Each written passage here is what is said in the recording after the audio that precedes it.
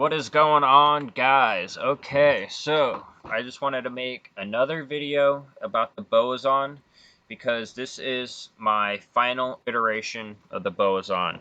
This is the build that I'm going to be playing with the most.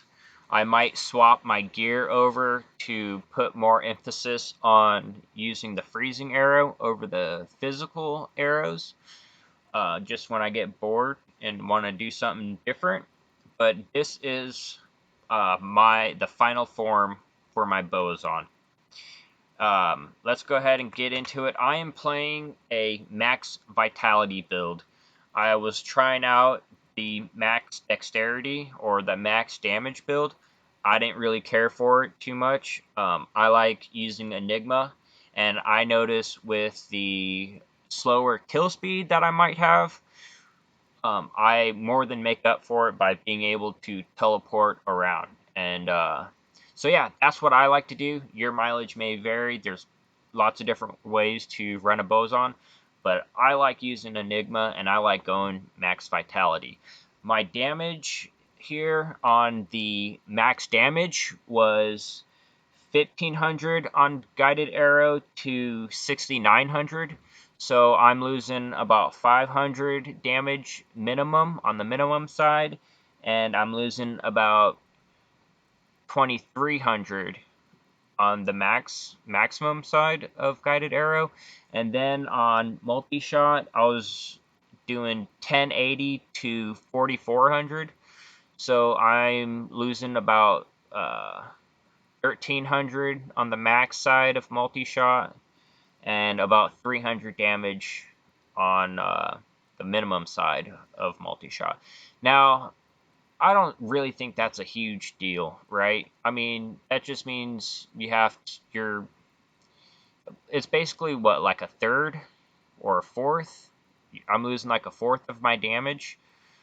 I mean, that's not too bad, honestly. For what I get in exchange for it is it's actually worth it for me to use my call to arms now. So my Merc and my Valkyrie, they get higher life, and I get 2500 health instead of 500 health. And that helps a lot for teleporting around. And since I'm going hardcore in the next ladder, I'm definitely going to be going max vitality over damage. For my gear, it's pretty much the same gear from on my last video. Faith bow here. This helm with the ED jewels and max damage. Apparently, some guy told me Boa. If check out his channel, he has a lot of great videos out there for Bowazon.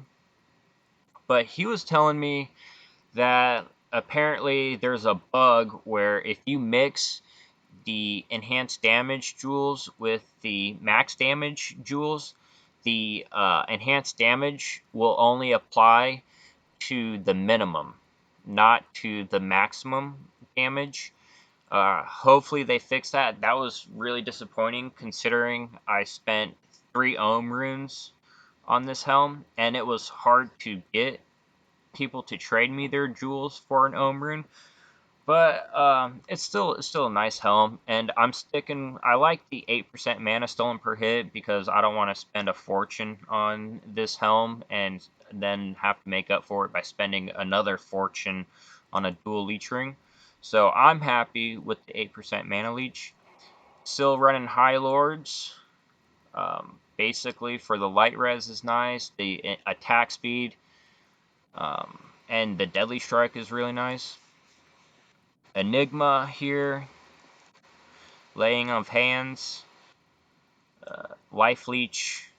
Nosferatus. I have to run Nosferatus because I'm going for the max 7 frame attack speed or 95 IAS. Breakpoint with the Grain Matron Bow and Fanaticism, so I have to run Nosferatus, but Nosferatus is actually a decent build there. You got the slow target, you got the life leech, and of course the attack speed. Ravenfrost, of course. War Traveler's Boots for the added damage. just a bunch of resistance charms, magic find charms, Annie, Torch, of course, and then CTA and Spirit. Alright, so yeah, let me go ahead and, oh yeah, and my skills here, I have 15 skills left over. I'm probably going to be adding that to Critical Strike or Pierce. Why I haven't yet is, like, maybe I'll put it into Valkyrie. Right now, I have a level 17 Valkyrie when I bow up, and I'm using my CTA weapon swap. So I'm able to get that higher damage Valkyrie. Everything else I'm putting 1.2. So I stopped getting a good return on investment for Pierce and Critical Strike. I brought them up to high enough. Like, see right here, if I put another point into Pierce here, I'm only getting 1% more chance to Pierce. And then here on Critical Strike, I'm down to 1% chance per level. And I think that even drops off where I'm only getting 1% chance for 2 points. So I'm not too sure if my return on investment is really good on Pierce and Critical Strike here, but I don't really have any other places to put it because I'm running Max Freezing Arrow. I took out Strafe because I wasn't using it that much, so I'm going to put it to something else. Multi-shot here, just good enough to get 14 arrows. Which I think is pretty good, but I might take some of those skills and put more to multi-shot. Yeah, I haven't quite decided what I'm going to do with those 15 skills. Let me know if you guys have good ideas for where I should put those 15 skills left over. But even with those skills left over, this character on players 1 count, I'm very happy with. Much prefer this build compared to the max damage build, personally. You know, your mileage may vary. I know a lot of people really like running that max damage build. But yeah, I definitely prefer this. Stone skin here.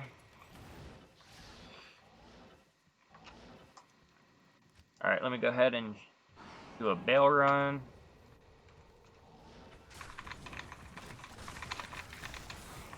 Yeah, even though it's a slow teleport, I think it's faster than running around, in my opinion. I've compared myself to people running max damage and seeing how fast they do their magic find runs, and I'm able to keep up with their clear speeds no problem. Just because I'm able to teleport around, and it's a lot safer. But maybe on the higher player counts, I might run into trouble not having that added damage. But honestly, I think I'm just, with missing only about a quarter of my damage compared to max damage, I think I'll be just fine, I'm shooting so fast anyways that it shouldn't be a problem. I might make another video in the future about doing players 8. This guy right here is immune to cold and physical, so I'll have to shoot him with my magic arrow. And I only have 1 base point in a magic arrow, but you can see for the rare occasions that I do have a immune to cold and physical person, it's no problem.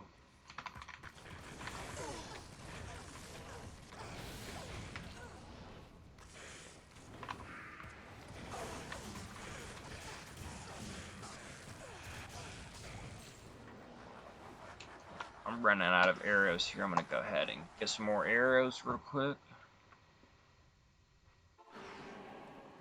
Get rid of this amp damage here also.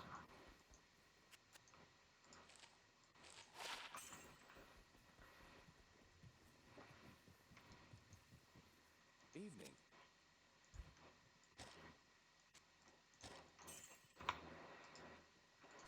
I'll go ahead and sell these also.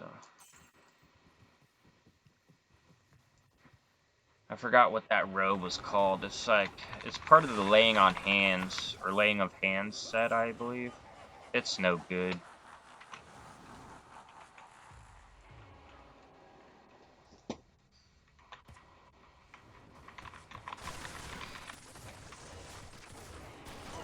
Also, I don't know how good the max damage build is in PvP, but I've done a little bit of PvPing with the max vitality build, and I like it quite a bit. Bowazon's a decent dueler.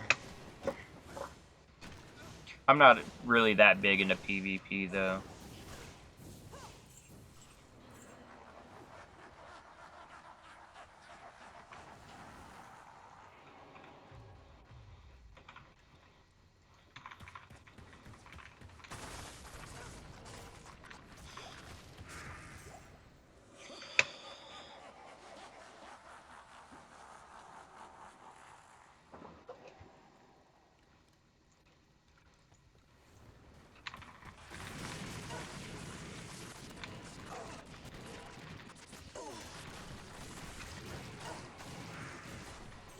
Also, what I like to do when I kill Bale, I think this improves my clear speed, actually going back to town before I go up to Bale and putting on an infinity.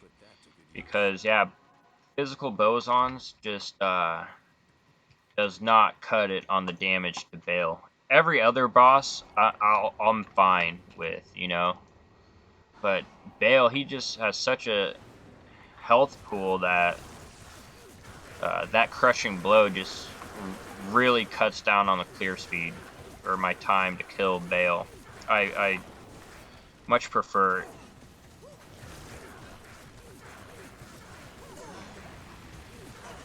And then I'll just use Freezing Arrow also with the Infinity.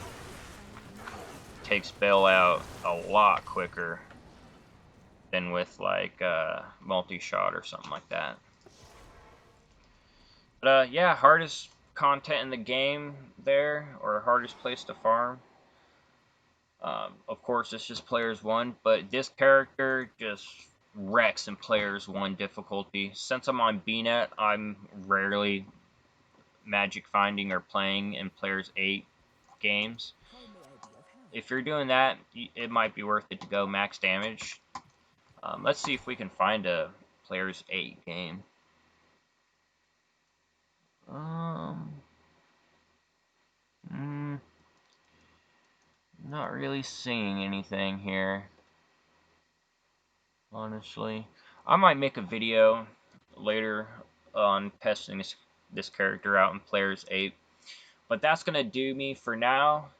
This is my final iteration of the Bowazon. This is the build that I'm very happy with. I love this character for clearing Players 1 content. Like, even though it's a slow teleporter, with her multi-shot hitting so many things, it's pretty darn fast clearing character. So yeah, I love this Bowazon. I hope you guys enjoyed the video. Take it easy.